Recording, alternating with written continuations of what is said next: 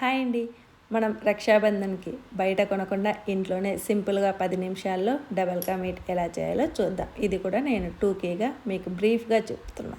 1 table spoon నెయ్యిలో మనము ఇలా డ్రై ఫ్రూట్స్ బాదాం, పిస్తా, ద్రాక్ష, గోడంబి ఇవన్నీ కూడా వేయించి పెట్టుకున్నాం. అదే ప్యాన్లో ఇక్కడ నేను నెయ్యితోనే బ్రెడ్ పీసెస్ ఒక 6 వరకు కట్ చేసి అలా వేయించి పెట్టుకున్నాం. ఇది మాత్రం రబ్డీ. 1/2 లీటర్ పాలల్లో ఒక 2 టేబుల్ స్పూన్ల చక్కెర వేసి మనము అలా బాగా చిక్కబడే వరకు మరిగించాలి, అంతే. ఇది మాత్రం షుగర్ సిరప్.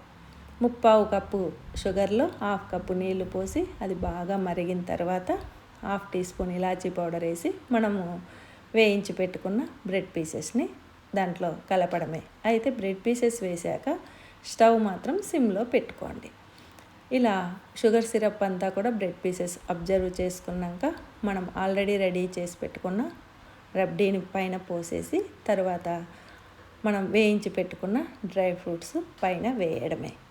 అయితే మీకు మరీ పైన క్రంచీగా లోపల జ్యూసీగా ఉండాలి అంటే ఇలా సిమ్లో పెట్టుకొని చేసుకోవాలి. ఇదొక టిప్.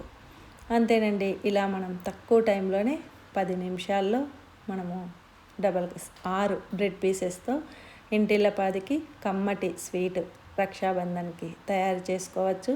మీరు కూడా తప్పకుండా ట్రై చేయండి. ఓకేనా? మీకు ఈ వీడియో నచ్చినట్టయితే లైక్ అండ్ కామెంట్ ద్వారా తెలియజేస్తారు కదా.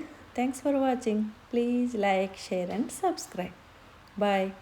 అయితే చివరిగా మాత్రం ఇలా పైన ఒక 2 టీ స్పూన్ల నెయ్యి వేసుకుంటే మరింత రుచిగా ఉంటుంది.